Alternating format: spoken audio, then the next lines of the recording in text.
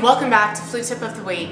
Today is my last day in Canada for the next while. It's been really nice to be able to have a break from everything and come and see my family, but alas, I must return to the land of the funny Harry Potter people. While I do want to spend most of today with my family, I also wanted to make sure that I had a tip video for you guys today that would be helpful for one of the most important decisions you're going to make, and that is when you're considering getting a new flute. So let's talk about what exactly to look for in your new best friend.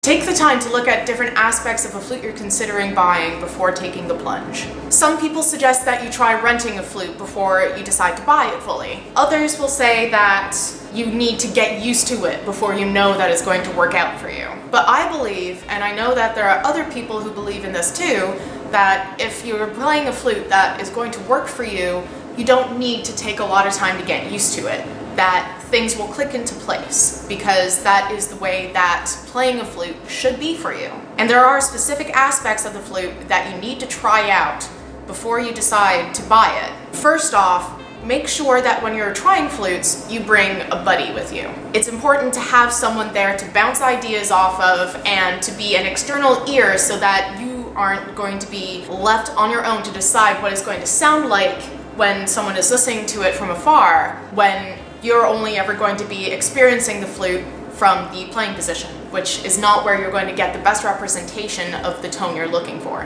When you're picking up a new flute, even if you've warmed up during the day already, do some long tone exercises and scales. It's important to take time playing slow pieces and slow notes so that you can feel how it reacts to different air speeds. You can see how diverse a range you can get with your tone colors. Feel the resistance of the head joint, depending on if you're trying to play very quietly or at a quadruple forte. You need to know if it's going to be enabling you to have the control you need, or if it's got too much resistance and you feel you have to blow as hard as you can just to be able to get the results, or has too little resistance and reacts too soon to what you're doing, which makes doing subtle changes more difficult. Do some slow pieces as well as some faster, more technical things to compare the two. One of the most important things to think about, depending on if you're an intermediate student about to go into advanced level, or if you're picking up a flute for the first time,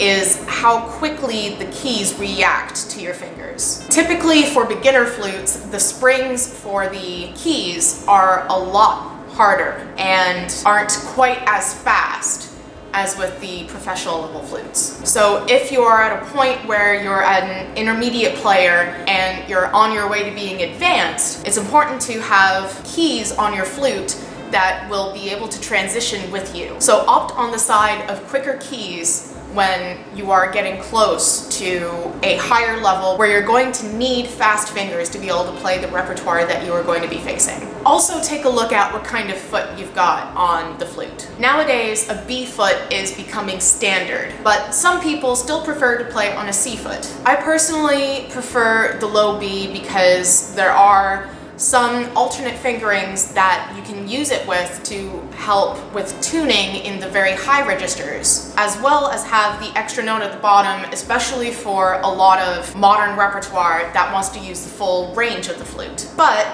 if you're someone who isn't going to be doing a lot of contemporary music, or if you're doing this mostly as a hobby, then maybe you don't necessarily need the B foot. It's really about what you think you're going to be doing or focusing on. Another important thing to consider is open holes versus closed holes. From beginner flute to the earlier stages of intermediate, it is smarter to have a closed hole flute, because you're still going to be messing around with your hand position. You might not be as confident with your technique, and so your fingers might still be slipping around the keys. And you don't want to add the stress of not being able to make a sound because you are slightly uncovering one of the keys to all of the other technical things you need to be focusing on. Although when you're past the early stages of intermediate and getting towards advanced, then might be a good time for you to consider moving to an open hole flute. There are many more things you can accomplish with open holes. You can do slight changes in pitch, you can do more extended techniques, and it does help the sound be be a little bit more reverberant because the air has more space to expand and to exit the flute clearly. So if you know that you are going to be needing that soon, then get a flute with open holes and maybe start by having the plugs in it so that you can get used to the feeling of the flute, and then when you get to the higher level and you need to have the open holes, you can start taking them away, maybe one or two at a time, so that you can gradually get used to having your fingers in the more exact positions. This will save you from having to get a new flute every year if you're able to get something that will apply to you for a longer period of time. There are also some additional keys that you can get on your flute. You can have a splitty mechanism, which will help with your high E not cracking as much. It also slightly changes the tone. It brings the pitch a little bit lower. Some people prefer to have no mechanism on their high E because it feels a little bit more resonant. I do not have a splitty on my current flute. On my old flute I did. And there are definitely advantages and disadvantages to that. It's just about what you get used to. Also, you can get a C-sharp trill key, which will allow you to have a very, very easy trill from C natural to C sharp or B flat to C sharp. It's much faster than trying to move this index finger. It's a little bit more stable because it's in the same position as your B flat lever. And it also gives you an alternate fingering for playing a sustained C sharp that will keep it better in tune. But again, if you don't necessarily need that, or you feel perfectly comfortable just doing a regular trill for C sharp, then maybe it's not something you want to have in your budget. Finally, I'm going to talk about the different materials you can get your flute made of. The common problem that people face is deciding if they want to have a silver flute or a gold flute. You can also have the option of playing a platinum flute. I played on a platinum flute for about 7 years and I absolutely loved it because I found that it was very diverse and you were able to put a lot of air into it without it cracking. But each different material has their own attributes. Gold flutes tend to have a warmer sound, particularly in the low register, and it also absorbs heat more quickly. Silver flutes are more common, especially for beginner flutes. I don't think I've ever seen a gold beginner or student flute, because gold obviously is going to be a bit more expensive. Silver flutes tend to have a brighter sound and still have a lot of diversity in the kinds of colors you can get. Mostly what's going to affect the tone is how you actually play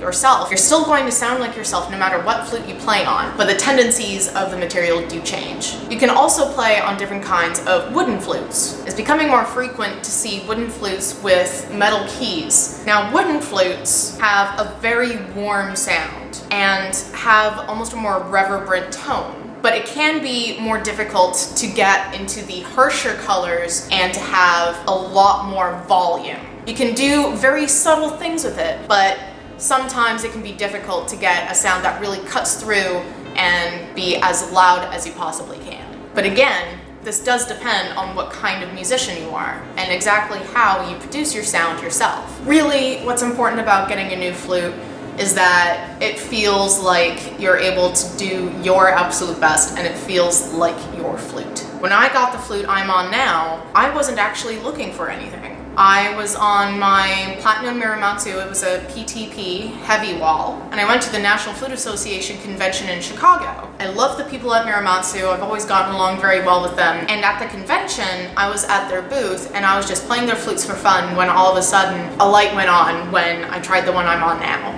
And I just knew that this was the flute I needed to be on. But even then, I tried out every single flute at the convention, no matter what make it was, just to be certain. So when you look at it from that point as well, if you do play a flute that suddenly feels amazing, you need to still compare it with others and make sure that either you don't find something even better, or that when you've gotten over the initial excitement of just playing something that you're not used to, it still sounds as good and feels as good as what you did initially. I do want to say one more thing. Keep every possible avenue open. So check out eBay or Kijiji or anything online, as well as different music shops that might work more with secondhand flutes. Sometimes you will find a hidden gem that might have been played for decades, but is still somehow in fantastic condition. My second flute, my mom bought it on eBay, and I played that thing for years and years and years, and I still love it. So don't be prejudiced about how old a flute is or how fancy it looks, or how expensive it is. Give every option a chance and really just spend time giving it some good thought.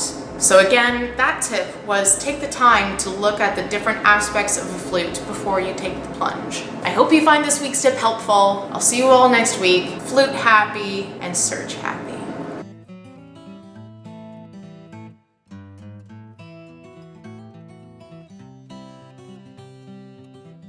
So I've been here with my family and I'm missing my brother's birthday, but he is here right now with his lovely girlfriend. She doesn't want her face on the internet, so this is how we're doing it. Say hi, guys. Hello. Hi, guys. Also, his shirt says practice makes perfect, I'll settle for okay. You have anything to say to musicians who do want to keep practicing?